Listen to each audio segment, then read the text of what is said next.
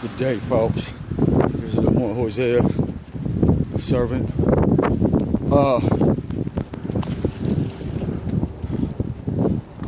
Good day to you guys, man, and peace, one love, you know, to all my so-called African Americans and all those who want to be from Egypt and all that.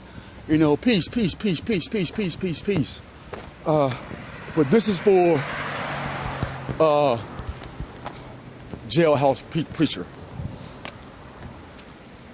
You know, when you wasn't in jail, you was robbers, killers, thieves, drug dealers, blah blah blah blah. We was the world.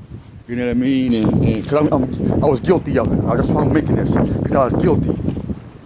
It's charged. It's damned. Boom. Guilty. And so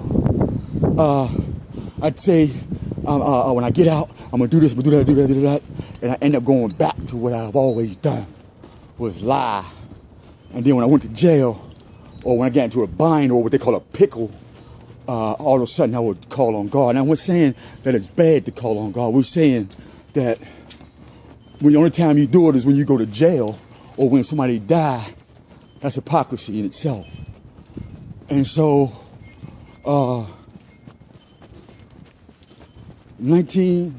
year 2000, I was sharing with a young brother, man, and he's on Facebook too, and I'm so glad that he is, because that testifies to this.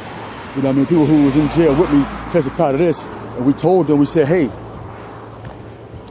I've always heard motherfuckers come to jail and want to preach and play God and da-da-da-da, and then when you get out in the street, you don't do it no more. You don't be about that, you know what I mean?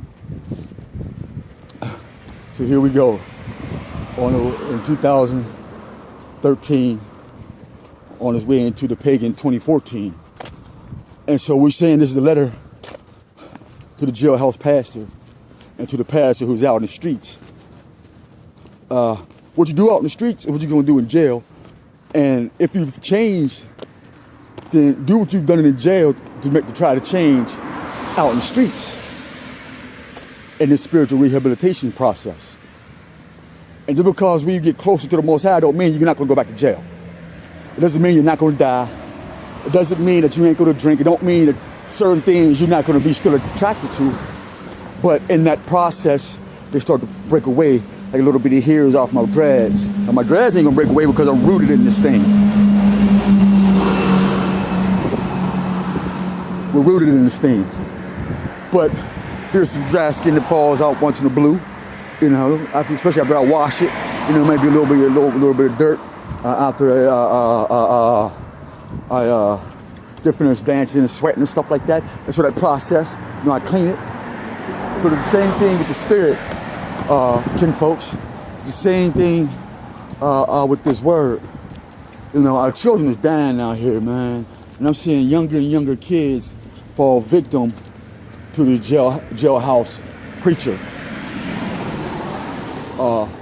And when I say jailhouse preacher, I don't necessarily mean the jail and incarceration, but the jail of the body. What's up, cousin? How you doing? How you feel today?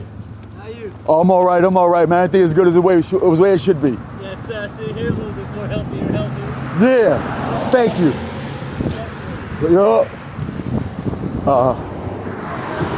Like that. That's wonderful when people smile and say hello.